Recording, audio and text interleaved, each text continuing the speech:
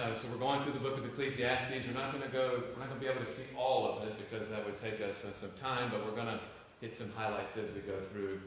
And in preparation for today's sermon, I stumbled across an old article in the New Yorker from some years ago.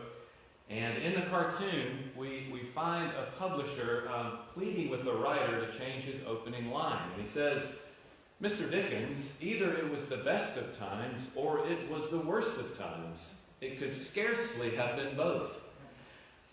For those of you who are scratching your heads, I found that really funny.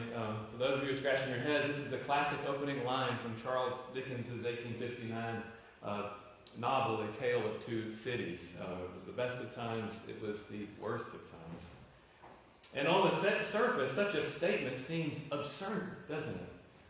How can it be both the best of times and the worst of times? It doesn't seem possible. Yet this is basically what the teacher here in the book of Ecclesiastes is going to say to us today. And maybe you've already gathered that from reading through that passage. Here we have our teacher telling us that the pursuit of wisdom led him only to greater sorrow. Yet this very document, the book of Ecclesiastes, is a book of wisdom. So on the one hand, our teacher seems to be saying, get wisdom. And on the other, he's saying, avoid wisdom because it only brings greater sorrow.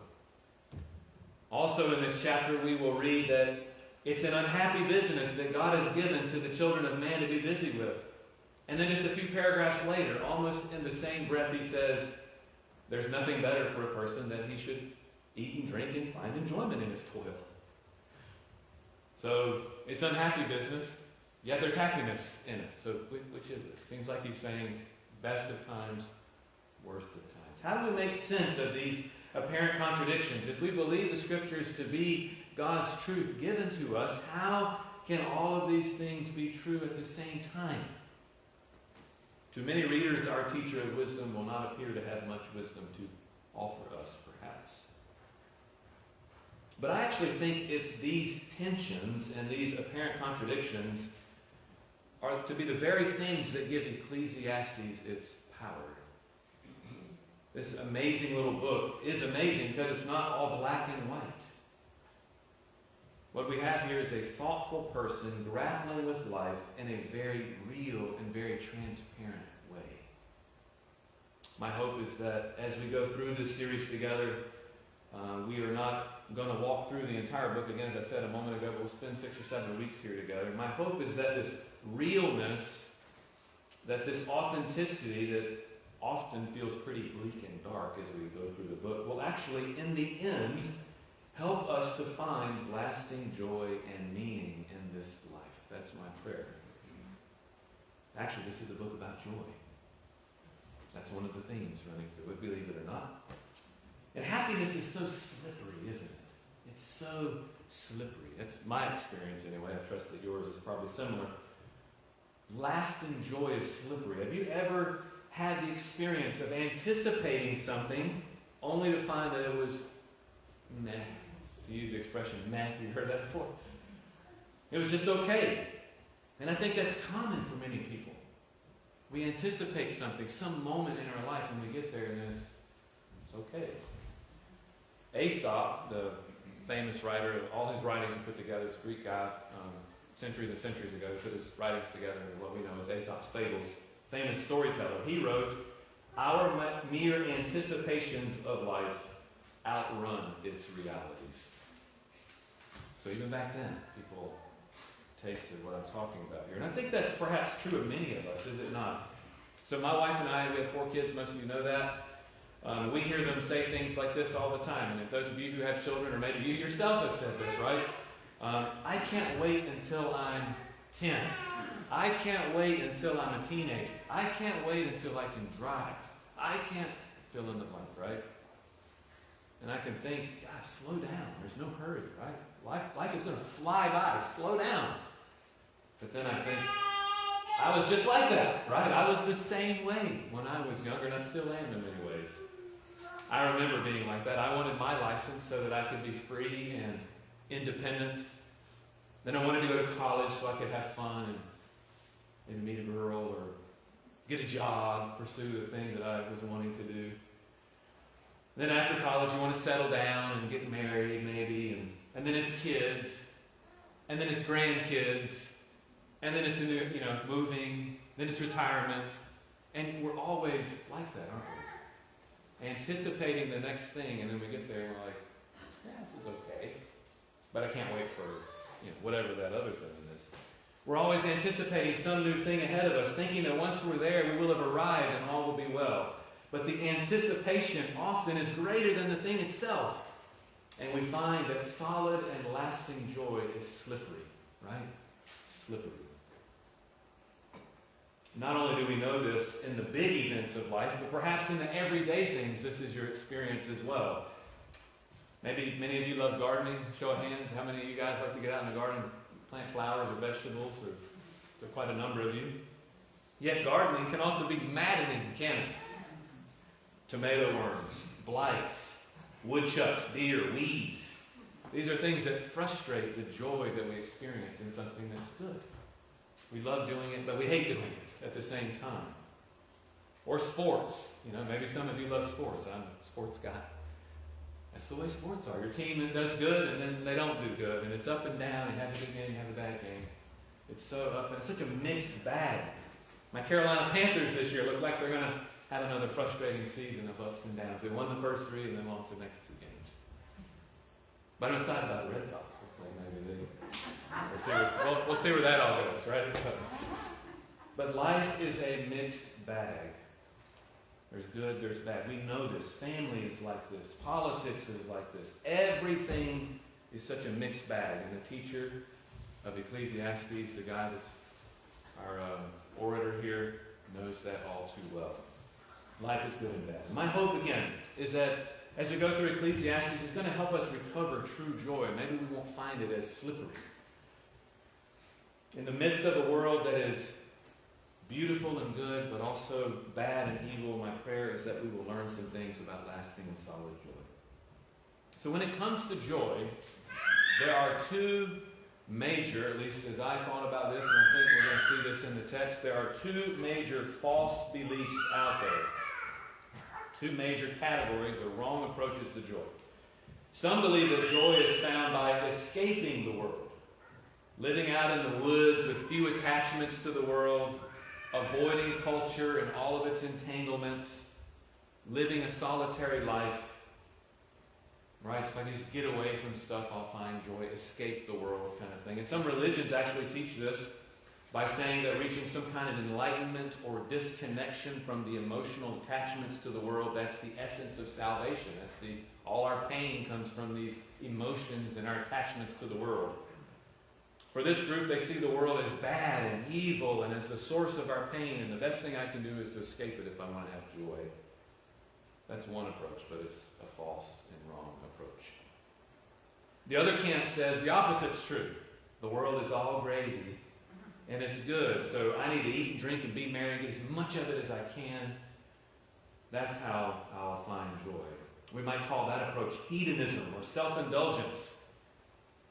So back in ancient Rome, the upper classes of the Roman world would feast lying down, and then they would vomit between courses to make room so that they could keep eating. So they eat all this great food, throw it up so they could have more and just keep the process going. Again, the idea, if I can get as much as I can get, that's where joy is. That's where happiness is. But both of these approaches to finding joy are wrong. The world and all that it has to offer is neither the problem nor the solution. So both of these things look at the world as a problem or as a solution. And our text today says the world is not either of those. It's not the problem, nor is it the answer. Ecclesiastes, again, as I've said 100 times, just trying to pound this into you as we go through, going to show us a world that is good and bad. A world that is beautiful yet horrific. A world that brings joy but also great sorrow. And the way through this paradoxical reality is not escape or self-indulgence, but through dependence on the gracious Creator that made all things. That's where joy is in this life. Depending on Him, looking to Him, trusting Him as you walk through life. But like all Old Testament books, Ecclesiastes is not going to provide us with the ultimate answer, because that doesn't come along for several centuries after this book was written. We know that is Christ, right? But to borrow C.S. Lewis's expression, you can hear the leaves of this book rustling with the sound of it, right? It's all pointing that way, even though it's not explicit in the text. One day, God is going to send someone, his Son, who's going to come down and taste of the beauty and the horror of this life, and he's going to do something that will once and for all fix what is broken. It's going to fix the brokenness. And he's going to do it by dealing with your deepest problem and my deepest problem. Little three-letter word, sin. Sin. Our deepest problem is sin. Sin is a word that means breaking God's commandments and laws. We don't like that word today. Not that humanity's ever liked that word. We don't like that word. Here in the book of Ecclesiastes, we could describe sin as making good things ultimate things. Think about that. Good things, ultimate things. It's to take things that are good gifts and blessings and worship them, and to seek meaning and purpose in those things apart from the good giver who created them and gives them to you for your enjoyment. So maybe that good gift is solitude, right? I'm going to get out there and seeking life there. Or maybe the gift is pleasure and indulging yourself in the world. The teacher here in this book is going to strive to show us some of this. He's going to show us these things by walking us through a series of what some scholars have called life projects. These are the various ways that he tells us that he sought after happiness and meaning apart from God, under the sun, apart from God.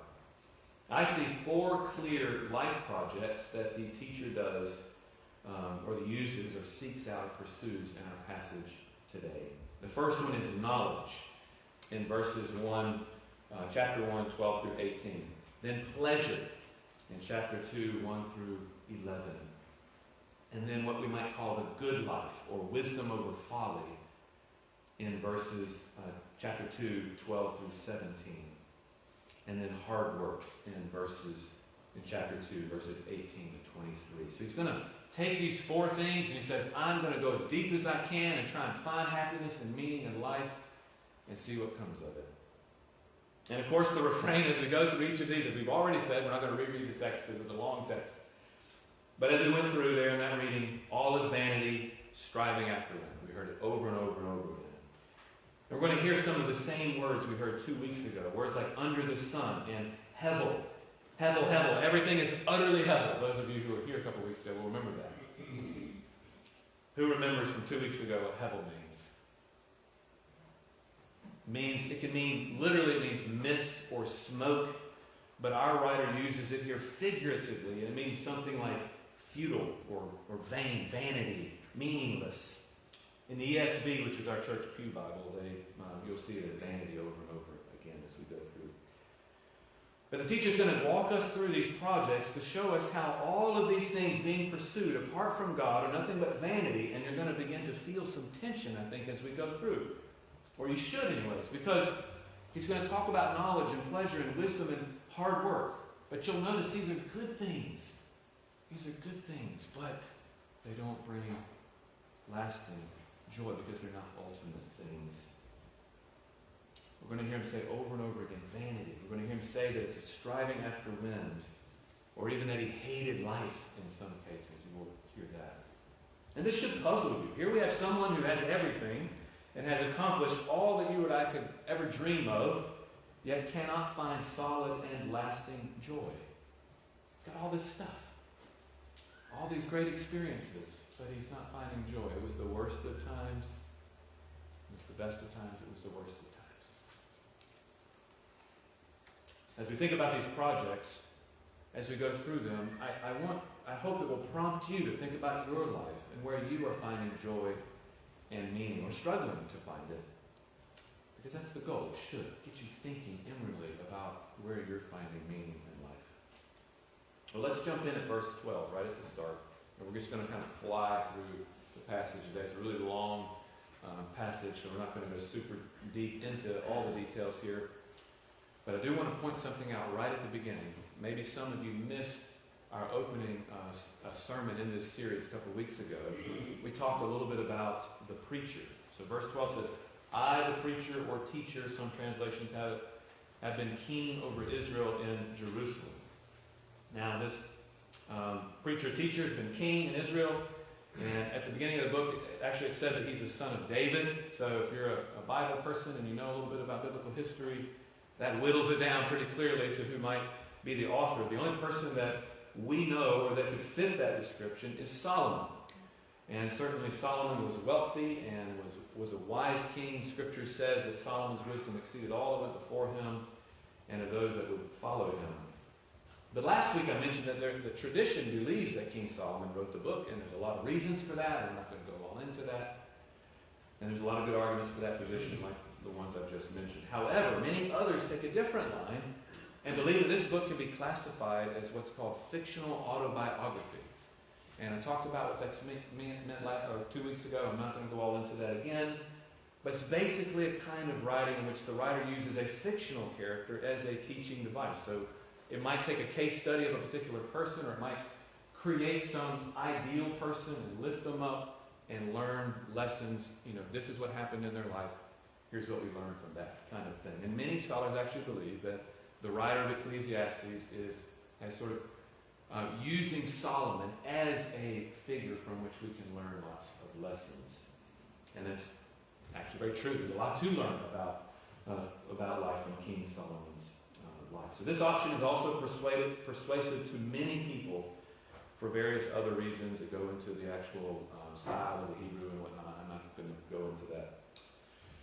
Now, if you'll remember, the reason I share that, if you'll remember what we looked at, the teacher looks out at the world and just sees meaningless repetition in the natural world. He looks out and he says, I just see, he's very, very wise, very smart, and he sees meaningless repetition where the psalmist looks out at the world and sees glory and beauty and harmony. He looks out and says, the river goes into the sea, and then it comes back to the river, it goes into the sea, it comes back to the river. He just sees endless, meaningless repetition. He considers things from an under-the-sun perspective, and that is a view that's detached from God. It considers the material world in and of itself. And he concludes that on the surface there is no apparent meaning. So again, I'm just by way of review here, so I'm sharing some of these things with you. So today, what he's going to do is this. He's basically going to say, okay, I've looked at things on the surface, I've looked out there, and I've seen this, I've seen that. I can't find meaning, but let's go a little deeper. Let's go deeper. See if maybe if I drill down into it a little further, maybe I can find something that I'm not seeing on the surface just by kind of looking out there. Let's devote some time and energy and resources and see if I can solve the riddle of the meaning of life, basically. That's kind of what he's doing here, and of happiness. So verses 12 through 18 are his very brief chronicle of his pursuit of knowledge. And this is his first life project. So I spoke to you about the life projects. Now we're getting there. Life project number 1 basically says, okay, I'm going to try and find happiness through great learning and great knowledge. And amazingly, in verse 16, he says that he was able to acquire great wisdom and learning. So he's like, I'm going to do this thing, and he goes and does it. Perhaps he went to college or back to college or whatever the equivalent would have been at that time. Maybe he got a PhD, but he says he acquired the learning he desired. But then he did more. He didn't stop there. Look at verse 17. He says that he applied his heart to know wisdom and to know madness and folly. So the idea here is that to know wisdom better, he sought to know its opposite, madness and folly. He doesn't legitimately see madness and folly as a route to happiness. That's not what he's saying here. He's not saying I went crazy to see if it made me happy. No, he's saying I explored maybe mental illness. He went and observed people maybe that were really struggling or had troubles. He doesn't see these as viable alternatives, but he's wanting to learn more about wisdom, to round out his understanding. His conclusion may shock some of us, verses 17 and 18. I perceive that this also is but a striving after the wind. For in much wisdom is much vexation. He who increases knowledge increases sorrow. So in short, again, great knowledge did not quench his thirst for meaning and happiness. In the end, he was left with only greater sorrow. I don't think that gives us permission to never pursue wisdom. We'll talk about this more as we get into the book. So it's not saying be done, okay? But he did say that ultimate lasting happiness is not in seeking a great deal of knowledge. Life project number 2. Now in chapter 2, verses 1 through 11, he's going to turn to pleasure and see if that will satisfy his longing for meaning and happiness. He tells us this conclusion right at the outset in verses 1 and 2. I said in my heart, come now, I will test you with pleasure. Enjoy yourself. But behold, this also was vanity. I said of laughter, it is mad, and of pleasure, what use is it? He basically says he did all of these things. He built vineyards and indulged himself with lots of wine. He made gardens and parks and had a whole host of servants and herds and flocks and silver and gold. And he had all the women he could possibly want. Verse 9 says that he became very great and surpassed all who were before him in Jerusalem. Some of these things are things we aspire to, right? I would love to build a vineyard. Not me personally, but I'm just saying. Right? These are things that you and I might dream about. Yet he does them and repeats his discovery in verse 11. What is it? Then I considered all that my hands had done, and all the toil that I had expended in doing it. Behold, all was vanity, and a striving after when there was nothing to be gained under the sun. Now notice that he doesn't say his project failed. He doesn't say I started a vineyard and then I ran out of money, or the trees rotted, or they weren't fruitful, or a blight came in and annihilated it. He actually did the things that he sought out to do. He was able to do these things, and he did them well, yet still concludes in verse 11 that it was all vanity and there was nothing to be gained. It wasn't like, well, I'll try it a different way next time and maybe I'll have a different outcome. No, he was successful and yet says it's vanity. Sometimes our earthly pain is due to failure or a dream that was never realized. That's not the kind of pain or problem he's talking about here necessarily. The pain here is from seeking pleasure as an end in itself. And he says in verse 10, I kept from my heart no pleasure. He says, for my heart found pleasure in my toil, but that was my reward for my toil, was that pleasure in the toil. He did all of this work and saw out all of this fun and all of these good times, and the pleasure alone, he says, was his reward. In short, it doesn't last. It's fleeting, he says. You throw it in the scales, the pleasure on one side and the reward on the other, or the toil and the pleasure, in the scales, and the toil far outweighs the pleasure, he says. He says it's a rip-off. The reward is not equal to the cost. So he moves on to life project number 3. So he's tried knowledge, he's tried pleasure, and now he says, I'm going to pursue a good life, making wise choices and living very wisely. This is in verses 12 through 17. Some call this the pursuit of the good life. Some scholars call it that. Now, just to give you a bit of background info, we're going to hear more about this wisdom as we go through the book. But many scholars who assume a later date, and you don't need to remember all these details, I'm not going to remember them, but many scholars who assume a later date about the book of Ecclesiastes and don't believe Solomon to be the author of the book will suggest that this book was written something more like in the 2nd or 3rd century BC. Solomon was 10th century BC. A lot of people think this was written more like 2nd, 3rd, post-exile time period. This would have been around the time of the rise of the influence of Athens. So Plato, Socrates, Aristotle were living around this time. They were teaching philosophy. And philosophy is a combination of these two Greek words, phileo and sophia, love and wisdom. So philosophy is literally the love of wisdom. But for those guys, their approach focused more on reason. But it's interesting because up to this point in the book, the teacher has hardly referred to God. He's hardly talked about God up to this point. Maybe one time the name's been mentioned. And he almost seems to just take an earthly or worldly approach to thinking about these things up to this point. And some say that this is part of his strategy here, actually, is to look at wisdom, to look at knowledge, to look at these things from an under-the-sun perspective. God's not in the picture. Let's see, with my own reason, my own wisdom, my love of wisdom, what I can arrive at, what I can find. And some suggest perhaps this is a mini argument against the things that were coming out of Athens, the Hellenization of the world, and the influence of Greek philosophy, Plato, Aristotle, because this was their approach. They didn't use revelation in their approach. It was reason. So anyway, just an interesting side note, background of thought as we think about wisdom. But from the start here in this third life project, he assumes that wisdom is better than folly. Look at verse 13 with me. Then I saw there's more gain in wisdom than in folly, as there is more gain in light than in darkness. Yet after living wisely and allowing his wisdom to guide him, he still concludes that in the end it doesn't matter. None will remember his wisdom. All will be forgotten or twisted. And in the end, the same end comes to the wise person as to the fool, death. Right? How the wise dies just like the fool. Then he says he hated life because what is done under the sun was grievous to me. All is vanity and is striving after the wind. So this guy's just coming up empty, right?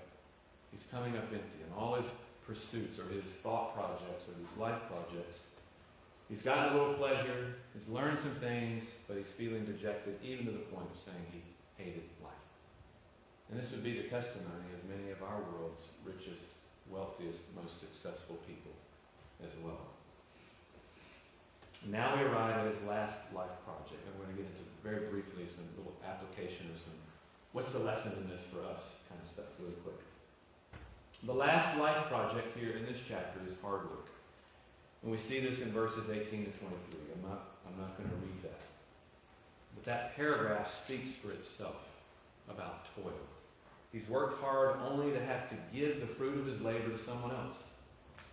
Work is filled with vexation and pain. Right? You can accomplish great things. You can have great possessions and give it to your children. Someone else or some other relative or some other distant person you don't even know ends up with your stuff. Or the company you've built is entrusted to someone who wants to do it very differently than you and undoes everything you did. Right? This is the way life is. Again, the good and the bad. Work is filled with frustration, pain, and there's always more work to be done. So the result of digging deeper, this guy's drilled down deeper into life. He's gone below the surface. He's explored these things, seeking happiness and meaning in all of these things. And it's left him with little return and a great deal of pain. So now let's turn to verses 24 to 26. This is where it takes a very interesting turn in our passage. And I think this is where we'll focus just for a few more minutes here. We'll see what the teacher does with these things. I am going to read this. There is nothing better for a person, this is verse 24, than that he should eat and drink and find enjoyment in his toil. This also, I saw, is from the hand of God. For apart from him, who can eat or who can have enjoyment? For to the one who pleases him, God has given wisdom and knowledge and joy. But to the sinner, he's given the business of gathering and collecting, only to give to one who pleases God. This also is vanity and striving after wind. This is also really strange passages. There's a lot to say about it. I'm not going to go into every detail here, but the big point I want us to see is right there in the first two verses, in verses 24 and 25.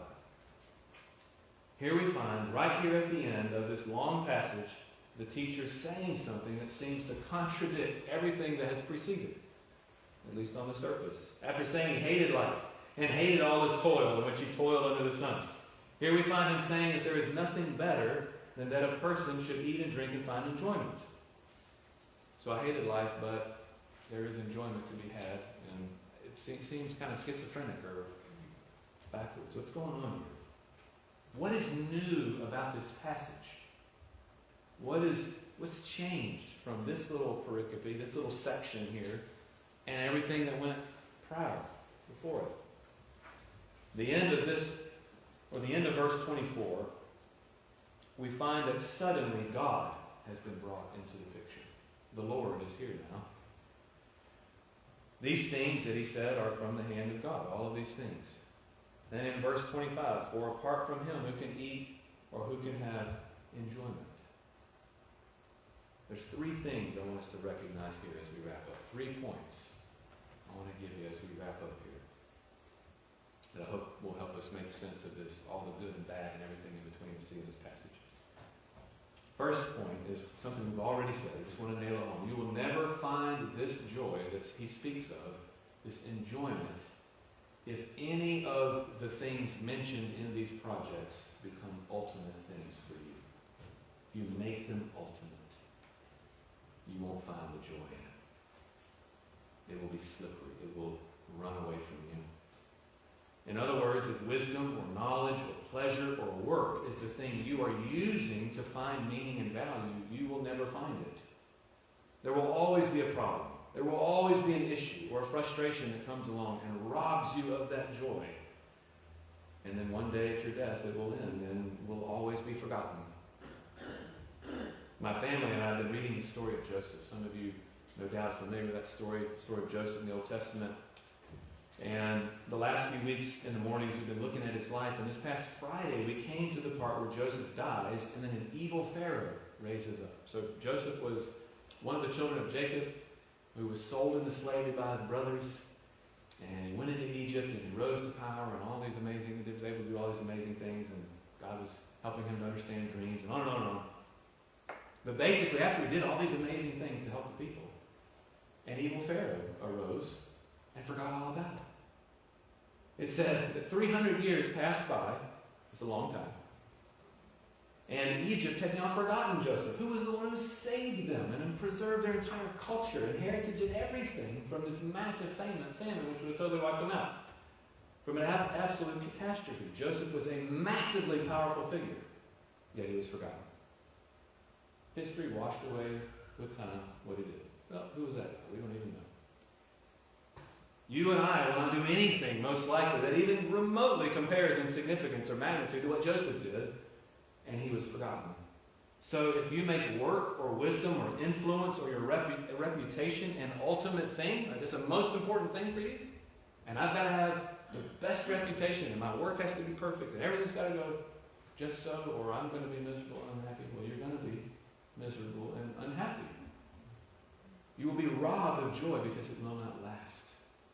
It won't last. And this is what happened to the teacher as he went about his life projects. He pursued them as ultimate things and did not find happiness. So that's point number one.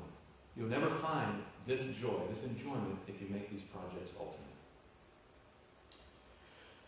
Point number two. However, joy and satisfaction are possible in this life if your life is viewed as a gift from the hand of God.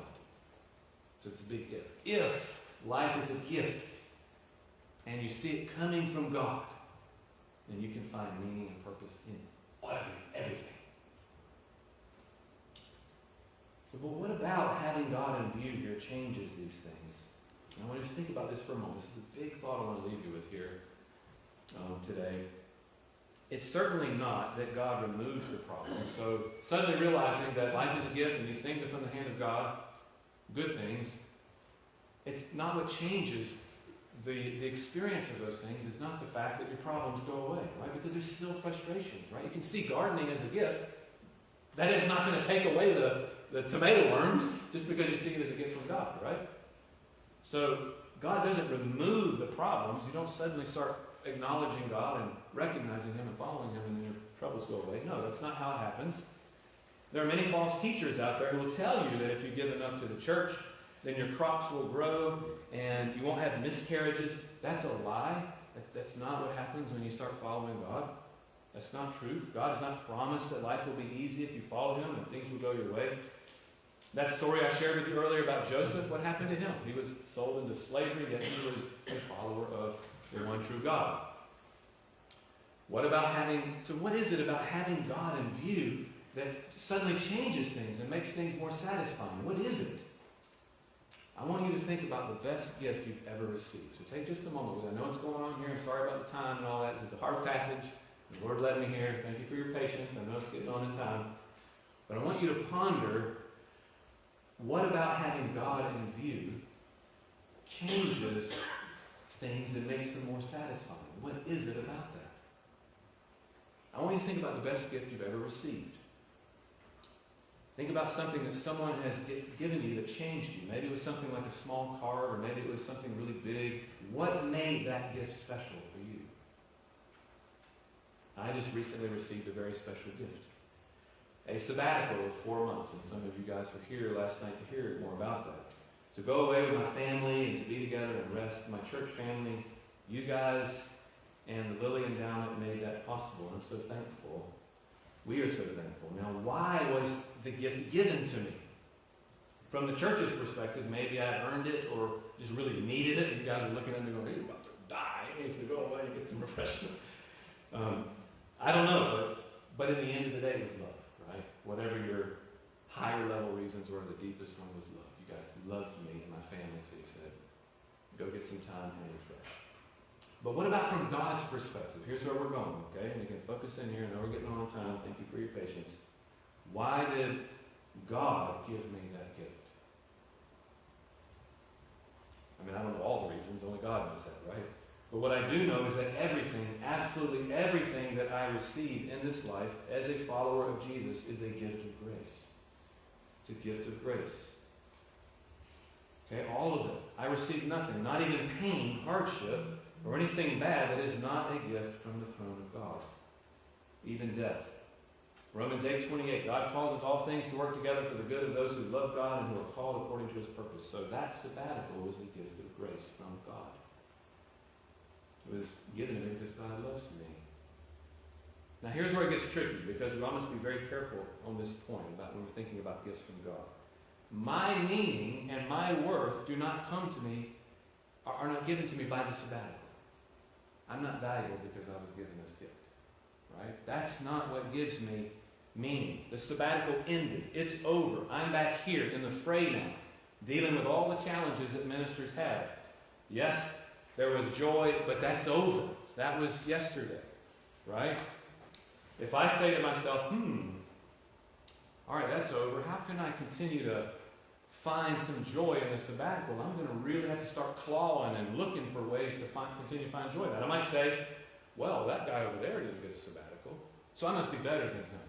And I can keep trying to seek out ways for the sabbatical to give me meaning and purpose and joy now. But do you know what I've just done? Are you hearing what I've just done there? I'm making that ultimate again, aren't I? I'm using the sabbatical to find some kind of meaning of significance or importance. First of all, so-and-so person, pastor over there, has things that I don't have, so we can make those comparisons all day long, which is not healthy at all, right? But the deeper issue, once again, is that I'm making something small and temporary do something it can never do, namely give me meaning and significance. So now we're getting closer to the answer about how God changes things. Having God in view changes things. The reason the sabbatical was a gift is not because it came from the causeless, meaningless, random universe and was arbitrary, without mind or thought. It was such a gift because God gave it to me to enjoy. It was a reminder to me and my family that God knows what I need and cares for me. Right? So you see what I've done there. Again, this is critical. I've not found meaning in the sabbatical itself. What I've done is I've seen the sabbatical as having meaning because God is the one who gave it to me. You see that? That twist there? How important that is? The meaning comes from the giver, namely God himself. It was a reflection of his care and concern for my family in my life. As a result, I was able to enjoy it. Every time I was out in the yard, throwing ball with my son, I enjoyed it because it came from God. It was a gift. I found the meaning in him, not in the thing. Anyway, I hope that's clicking. God gave this gift to me simply in love, and he does that with you and your gifts, whatever those things are. All I can do is offer him my thanks and praise. Now I would wager that the best gifts you have ever received were significant and enjoyable, not so much for what they were, but because of the person who gave them to you. That's how God changes everything. So that's my second point. Lasting joy and satisfaction are possible in this life if you view those gifts as coming from God. My final point, this is a really quick one. Thank you for hanging in here this morning. All of this is made possible because of Jesus. So it's not popular today to say this, but it's true. You and I are sinners, dead in our sins. We don't deserve any gift from God. But because of Jesus, we can receive good gifts. God, being rich in mercy, sent Jesus to die for us. And as we enjoy life, let us keep that in view, right? The good gifts we have are because of Jesus. And you know what? He's coming again. Jesus is coming again, and one day he's going to restore this world back to its former glory as it was in the Garden of Eden. No more of this mixed bag. It was the best of times, it was the worst of times. For all who put their trust in Jesus, it will only be the best of times to all eternity. No more pain and frustration. All of your toil will be good and satisfying. All of the things we've done for Jesus in this life will be rewarded and recognized, even the smallest glass of water that you give to someone in need. All of it will have meaning because it was done for Jesus. Amen.